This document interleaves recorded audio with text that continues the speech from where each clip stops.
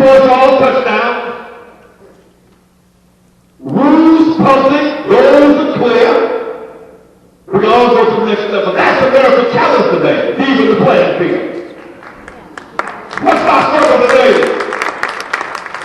It's about an uneven playing field. Today there's something called a recession.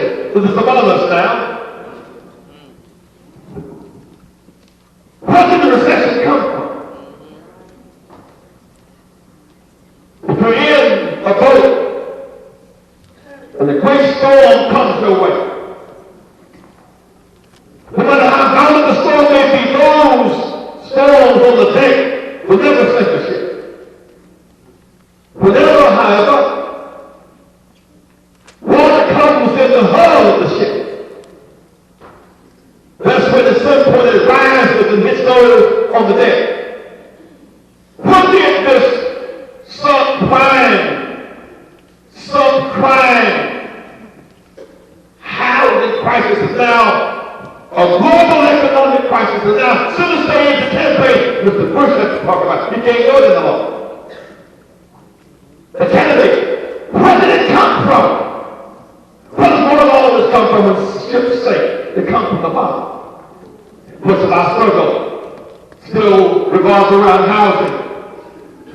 Outhousing, slum housing, segregated housing, redlining, blockbusting. With the Keith Morris urban housing in 66 in Chicago, 68 Housing Act, there's subprime and subprime scams around unprotected housing rights.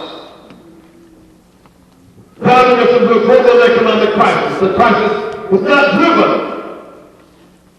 by dumb borrowers, as in borrowers. It was driven by deceptive and greedy lenders. It's not dumb borrowers. They trusted the banker. The broker was able to see steering half the blacks and Latinos who got subprime loans are eligible for prime loans, unprotected by law. The crisis, unregulated banks without transparency. In Michigan, 20% of all subprime is white. 30% Latino and 50% black. In New York, concentrated in the Queens, concentrated in West Side, pardoning and redlining, the arm, adjusted rate mortgage, deception and betrayal of trust, terms not disclosed, fair lending laws broken and unenforced. Water came in the hull of that ship. Borrowers beware of vicious lenders scheming by night as borrowers slept. Big bank write-downs and bailouts. Merrill Lynch, Citigroup, Wall Street bailout by foreign countries buying huge shares because somehow, some way they violated the lease of these. The countrywide Bank of America merger must be challenged until they pay up. They should stop foreclosure home. They should give mandatory foreclosures. Restructure loans, 30-year fixed rates. We did the bailout of the Depression. How did Europe make it back? 50-year loans, 2% government security. We can bail out Europe, bail out New York, and New Jersey, and South Carolina, and Alabama, and Mississippi, bail out America. This crisis is too big. Just one bucket or one at a time. We now need a bucket in the meeting act. We need comprehensive further intervention to save homes and save our economy. Mayors should sue for recovery of taxes lost. The Attorney General should sue for illegal acts. Ministers must engage lenders and engage them to renegotiate some members' deal to save their houses. First,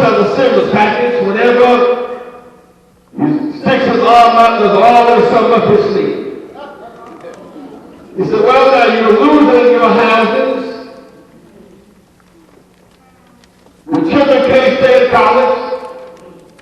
Last year in South Carolina, the students have borrowed $1 billion 1 year for student loans. They're $400 million in debt, so we can't afford to go to college. 2.2 million Americans in jail, 1 million are black. In South Carolina today, it said 35% black, 75% white. There was 110,000 blacks a year over the last 6 years. 110,000 calls to lawyers, bailiffs, and prison and judges. 34 state prisons for drugs and black, 1 state college, South Carolina State. The largest industry in the state is no longer cotton, but the big thing is the jail industrial complex of property. Half all public houses in the last 10 years have been jail sales. 20 years later, today we fight to change the course of our country. 30 years when I think about the contest between Hillary, Barack, and Edwards. The scene we saw in New Hampshire 2 weeks ago in the screen you saw in Hispanic American Richardson, the white progressive from South Carolina, Edwards, African American and a woman from New York, competing to lead our nation made possible by the Bill of Rights Act 1965. Sometimes people say, well, Reverend, you know, the rock is on your shoulders. It doesn't stop there, y'all. There's a little deeper than that. So I want you to sing the song of Zion today. Think about what happened in our lifetime. 1954, we broke the back legal Jim Crow. 54. 55, Emmett Till's death. I'm here with the Reverend Jesse Jackson at the Salem United Methodist Church. He's in the house today, and I want to know what brings you here. This is the annual celebration of Dr. King's birthday. It is his 79th birthday. Okay. And it's a call to action. The focus this year is to stop the subprime housing foreclosure that's disproportionately taking the homes of black and brown people. And so we're organizing in New York to fight back. Okay, and let me ask you, what do you think about Obama's chance of becoming elected as president? It's a good chance. He has the magnetism, the money, the message. And the people will vote their hopes and not their fears. He stands a very good chance. Right. And also, do you think America is ready to accept an African-American president? We won't know until the test is given. And that's the value of running. You can't imagine that you have to work for it, have to run for it, and that's what he's doing. Okay. And a great job. Okay. And let me ask you, if Dr. Martin Luther King were alive today, do you think there would still be so much racism, hatred, and segregation throughout the country as it is today? Yes. It killed him. And the swing, the anti-civil rights movement led by Reagan Right. and Goldwater, the anti-civil rights led by the Christian conservatives has undermined 40 years of work. So the issue is that we must keep fighting. Right.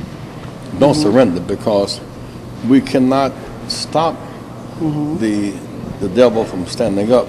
We just must not surrender when the devil does show up. We have to fight back and fight for racial justice and gender equality and fight for workers' rights. Well, I'm in the house with Jesse Jackson. Thank you. God bless My pleasure. You too. Can I hug you? Mwah.